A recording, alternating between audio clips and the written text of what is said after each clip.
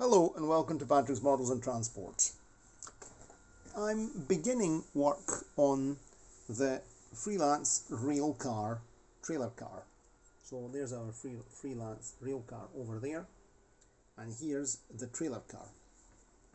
And as I had mentioned in the comments to the videos of the rail car, I've decided to use a different technique this time to reduce eliminate the time-consuming activity of cutting windows through 0.75 styrene, which is quite a lot of work. It requires a lot of filing. Sometimes it's not precise. There's a lot of, the results good. They're good. It's okay, but I thought to try something else, considering I had made the cab fronts using a frame, an 0.75 millimeter thick frame with an 0.30 millimeter skin cladding, as on the real thing.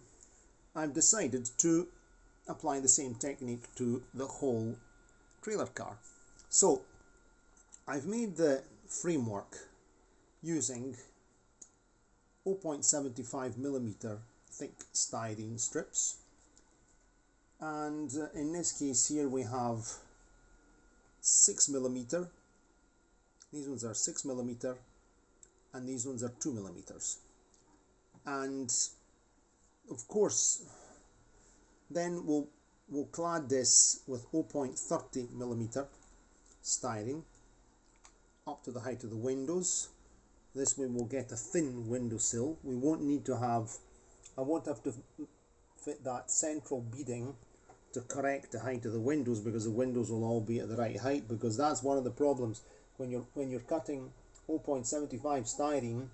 You're cutting rectangular holes. You never really get them completely straight, or at least even if your cutter blade is very sharp. In fact, it's always good to start work with a fresh cutter blade, which I have done. Of course, there's a problem that we'll have a lower beading. A lower beading isn't bad, because many carriages have got a lower beading. For example, the Corbellini carriage coaches have got a lower beading. The only problem is that I have centrally mounted doors, as on the rail car. And on the rail car, I simply added a small piece of styrene under there, and then I glued 0.30 millimeter doors on top, and then everything blended with paint, and didn't even have to use filler. In this case here, I can't do that, because even if I fit, let's see, I'll show you. My 0.30 millimeter thick styrene cladding will be thinner here, so I have the doors. So what am I doing this time?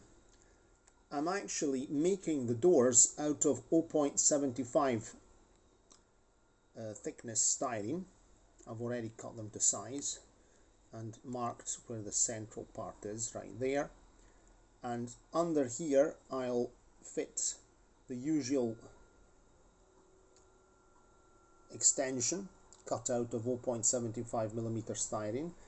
In fact, I should have cut these a bit thicker, but that's easy enough, because I'll just stick a bit under there and glue it on, so it'll be very, very simple job. And then to make the doors all one piece, I'll use the coloured paper. Remember that I had used coloured paper, a kind of aquamarine blue coloured paper, for the inside of the roller blind, because I was being particularly fussy. The interior of the roller blind in the luggage compartment of the rail car. So I'm actually going to make the doors. I'll coat the doors with coloured paper, and I will also make the single cab door, because this trailer car is going to have a cab at one end. Only one cab. I'm basing it loosely on the design of the trailer cars of the Italian ALN 668 trailer cars, which were either generally they had only one cab, and on both ends will have a gangway. So I have salvaged two gangways from a very scruffy Jouef carriage, which is I bought as a source of spares. I bought it actually thinking maybe I was actually interested. There was a lot of wheels with it, and I was more interested in the wheels. But that carriage is going to be a source of spares, and so we're actually going to modify the front slightly to be able to fit the gangway and cab on one end, just pure gangway on the other end, and that means it'll have a very simple. One end will be very simple. Good job. So there will be a slightly different roof profile as well, because I have to fit the gangway. There will be a headlamp only at one end, and of course it will be coupled up to this rail car, which has got engines at both ends, so there's no gangway in use. But my idea is to, anyway, the story behind this trailer car will be that they decided to go for a more modern design on the railway for future rail cars with underfloor engines and gangways. I might make one sooner or later.